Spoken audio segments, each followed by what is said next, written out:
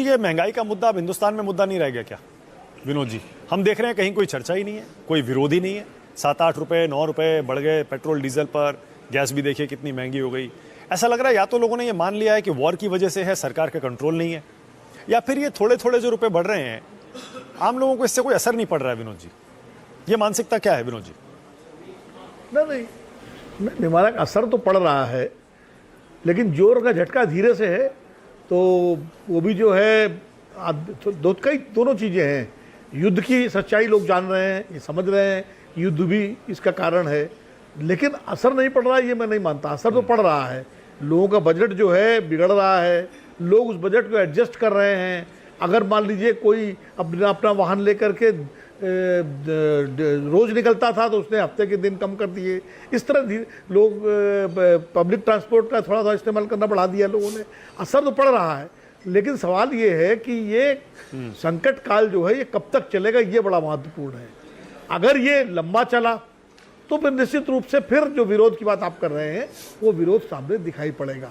और अभी जिस ओर सरदाना जी ने इशारा किया वो बहुत गंभीर है, खास करके खाद्यान्न का जो है, जो फूड सिक्योरिटी के सवाल है। जब फर्टिलाइजर्स का संकट बढ़ेगा, देखिए ये तो मैं शरद जी की बात से सहमत हूँ कि बिल्कुल जिन चीज़ों का लेना देना नहीं है इस युद्ध से, उनके दाम क्यों बढ़े। अगर उनके दाम बढ़ते हैं तो निश्चित रूप से उस पर सरकार को लगाम लगानी चाहिए, लेकिन उनके दाम का भी बहाना है कि भाई जब फ्यूल चार्जेस बढ़ गए तो ट्रांसपोर्टेशन बढ़ गया, ट्रांसपोर्टेशन बढ़ गया तो क्रीम से लेकर के और टूथपेस्ट से लेकर हर चीज़ ट्रांसपोर्टेशन कॉस्ट बढ़ जाएगी। तो बहाना तो उनके पास भी है, कारण भी उनके पास है कि जब ट्रांसपोर्टेशन कॉस्ट बढ़ जाएगी तो हर चीज़ के दाम बढ़ जाएंगे। उसमें फिर आप कैसे आप उसको कहेंगे जस्टिफाइड नहीं है। तो एक तो ट्रांसपोर्टेशन कास्ट का मुद्दा तो है ही, लेकिन फूड सिक्योरिटी जो है वो बहुत गंभीर मुद्दा है।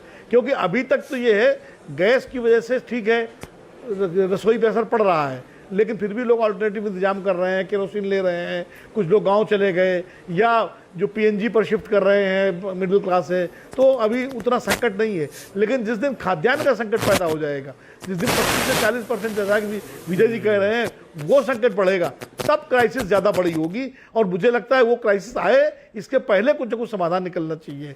और जो ये सुझाव अभी विजय सरदाना जी ने दिया है कि मोदी जी अपने गुड ऑफिसेस का, अपने फ्रेंडशिप का इस्तेमाल करके इसको जो है रोकने की कोशिश करें।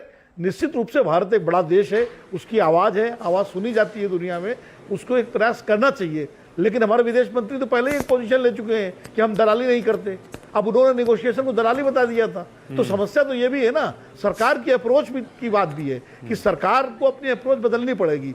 उसको दलाली वाले सिंड्रोम से निकल करके उसको आना पड़ेगा कि हाँ हम विश्व के इस संकट के समाधान में एक सकारात्मक भूमिका निभाने के लिए तैयार हैं। और चूंकि पुतिन से हमारे अच्छे संबंध हैं, रूस से, शी जिनपिंग से भी मोदी जी के अच्छे संबंध हैं, उनसे भी बात की जा सकती है। ईरान से थोड़ा बिगड़े थे लेकिन अब सुधर चुके हैं, उनसे बात की जा सकती है। और ट्रम्प तो माय डियर फ्रेंड नहीं भारत के, तो कम से कम अगर वो स्थिति की जाए। की आवाज नहीं मिल रही है मुझे, लेकिन टाइम भी खत्म हो गया है। विनोद जी थैंक यू, सभी मेहमानों का धन्यवाद, बहुत बहुत धन्यवाद राष्ट्र की बात में आने के लिए।